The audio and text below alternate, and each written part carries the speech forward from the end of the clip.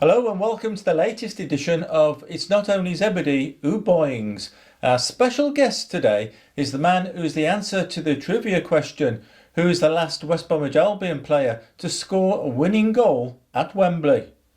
I honestly, God, I didn't actually know I had that sort of stat. I had my name. I didn't realize, but it's fantastic to have, and obviously a great honour.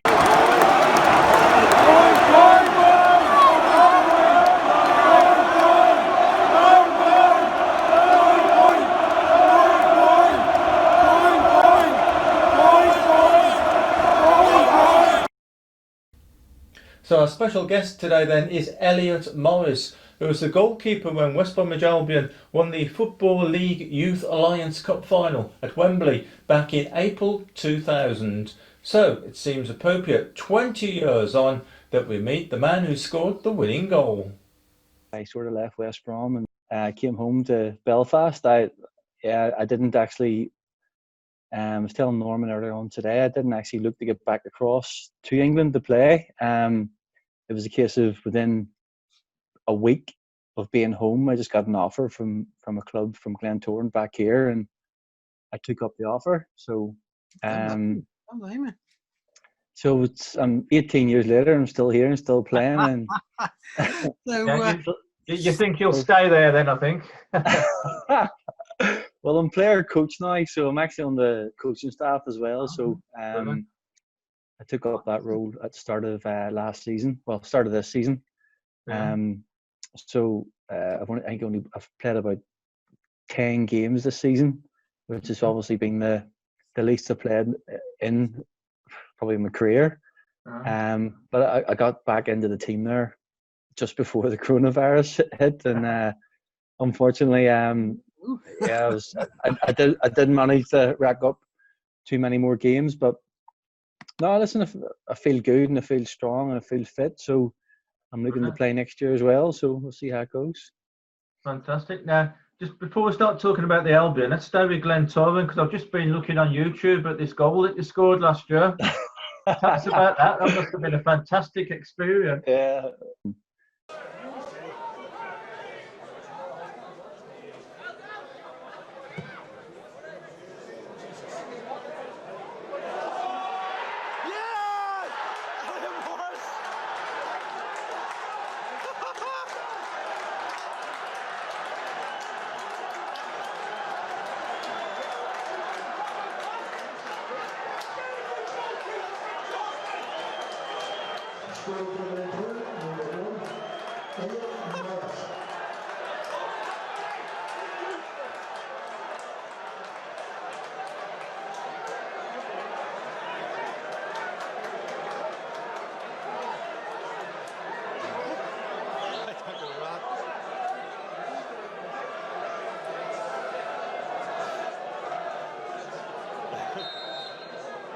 Yeah, so we were going quite bad, and we hadn't won a game in I don't know how long, and we went into this game playing against one of the lower league teams, and I just seen the keeper. He was standing in the 18-yard box, and I just went, do you know what?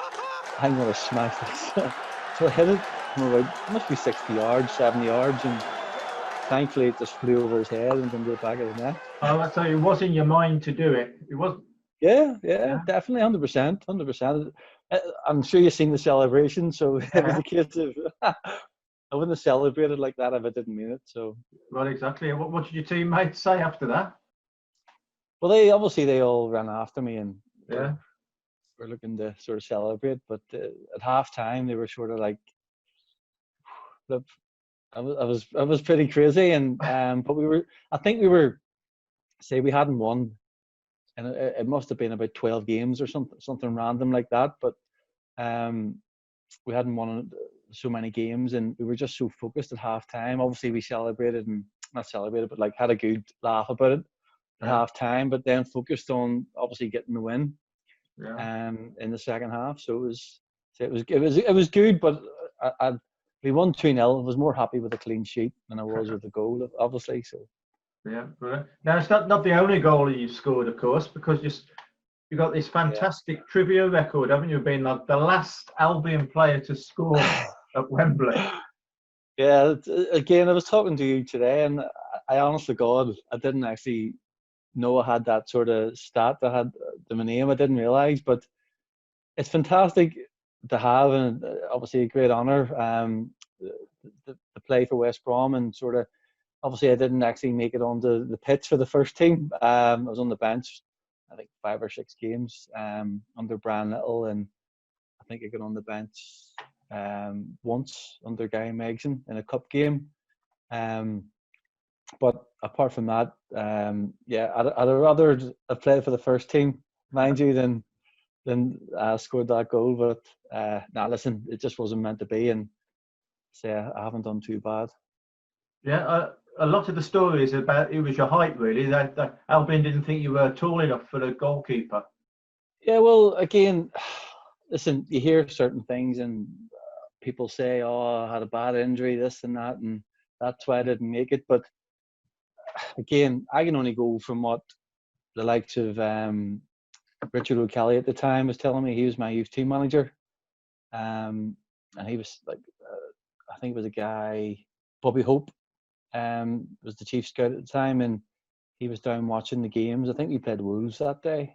We beat Wolves, it was 2 or 3-0, and they had Big Les. I think Big Lescott played for them, and Matt Murray, and all those boys. A really, really good side, and yeah, we managed to beat them comfortably. And I think he said to Richard O'Kelly after the game, like, if that keeper was so much bigger, or a couple of inches bigger, he'd be a smasher. And I think Richard's answer was to him was at the time, well, what's the difference? If you're a good keeper, you're a good keeper. You know what I mean? But listen, I understood what he meant, and I got that. And as soon as you go into sort of the professional side of it, I understand the height and why the managers want the bigger presence. I understand that completely, and yeah, it's just one of those things. You haven't done too badly out of it, though. Is it 700 odd games, haven't you, for Glentoran? Yeah, I think I'm up to 739 or 740 or something like that at the minute. But yeah, I'm like at the minute I'm the longest serving player ever. Like a guy, Colin Nixon has played more games than me. I think he's played like 54 more games than me. So, but I've been at the club longer. If you sort of understand. So this 2000 final, then, what do you remember about that? I remember it all, but if I'm honest with you, I remember it quite clearly. Yeah, it was obviously. I think I was first year pro actually, and it changed the sort of it changed the age sort of guidelines to it, and I might have sort of went into the first year pro, and I was able to play for the youth team still, and I think did Adam and James Chambers play as well? Yeah. Justin Richards played. Yeah. Tamika. Yeah. He played. Yeah. I'm not going to try and pronounce Tamika's surname.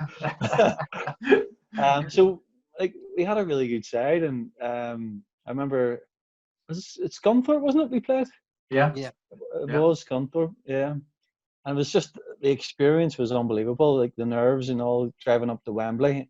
Like you hear, like over here, you hear about Wembley, and it's like like a folklore type thing. You know what I mean? It's like, it's crazy. We never get this. Obviously, when I was younger, it was a thing you never got to see or never got the sort of view firsthand. But like when they said to us the final was at Wembley, and it's going to be the last ever game, well, potentially one of the last ever games at Wembley. We were like, flip, this is crazy. But no, it was a fantastic experience, and yeah, I just remember obviously the penalty shootout. I remember saving 2 of the penalties and obviously stepping up, and that's like about those people that don't know. You saved 2 penalties and then came on and came out a goal and scored the winner. Yeah.